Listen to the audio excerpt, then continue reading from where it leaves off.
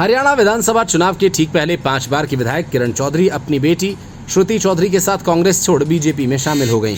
किरण चौधरी के पार्टी छोड़ने के बाद कांग्रेस में बड़ा बवाल मच गया।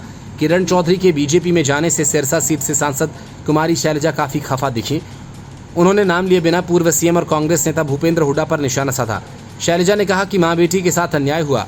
कुमारी शैलजा ने कहा कि चौधरी वीरेंद्र सिंह के साथ भी इंसाफ नहीं हुआ। पार्टी में बहुत ऐसे नेताओं के साथ ऐसा ही व्यवहार हुआ। कांग्रेस के प्रभारी दीपक बाबरिया का बर्ताव भी किरण चौधरी और उनकी बेटी के साथ अच्छा नहीं था। पार्टी के अंदर चल रही बातों को पार्टी हाईकमान के समक्ष रखा जाएगा। उन्होंने कांग्रेस के प्रदेश अध्यक्ष उदय भान को नसीहत देते हुए कहा कि कांग्रेस पार्टी में ऐसा कोई नेता नहीं जो मुझे कुछ सिखाएगा। मैंने बरसों से पार्टी को खूब खून पसीने से सींचा है।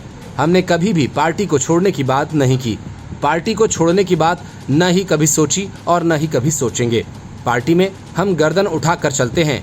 वरिष्ठ कांग्रेस नेता कुमारी शैलजा ने कहा कि ये दुख की बात है। हमारी पार्टी के दिग्गज रहे बंसीलाल के परिवार से आते हैं, उनकी सियासत को बढ़ाया। श्रुति सांसद रही हैं, इससे पार्टी को कुछ नुकसान जरूर होगा। उनकी बेटी के टिकट कटे। मैं पूरे विश्वास के साथ कह सकती हूँ कि अगर उनकी बेटी को टिकट मिलता तो वो भारी अंतर से जीतती। मुझे नहीं पता कि क्या हुआ, लेकिन उनके साथ अन्याय हुआ। अच्छा होता वो पार्टी में रहते, पार्टी को उसका लाभ मिलता। वहीं हरियाणा में कांग्रेस के प्रभारी दीपक बाबरिया ने कहा कि किसी के आने जाने से कोई झटका नहीं लगता। कांग्रेस इतनी बड़ी पार्टी है, बंसीलाल खुद गए और फिर वापस आए।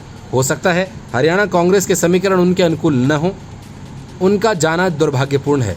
वीरेंद्र चौधरी खुद गए और फिर खुद वापस आए, लेकिन दीपक बाबरिया के इस तर्क से हरियाणा में कांग्रेस का जो नुकसान हुआ उसकी भरपाई होती नहीं दिखती, क्योंकि बावजूद लोकसभा चुनाव में 5 सीटें जीतने के विधानसभा में पार्टी को नुकसान उठाना ही पड़ेगा, क्योंकि कुमारी शैलजा और रणदीप सिंह सुरजेवाला अभी कांग्रेस में ही हैं और इन दोनों का हुड्डा कैंप से 36 का आंकड़ा है। कांग्रेस की ये गुटबाजी आज भी जारी है, जिसकी एक झलक कुमारी शैलजा ने दे दी। माना जा रहा है कि आने वाले दिनों में सुरजेवाला अपनी तरफ से हुड्डा के खिलाफ मोर्चा खोलेंगे।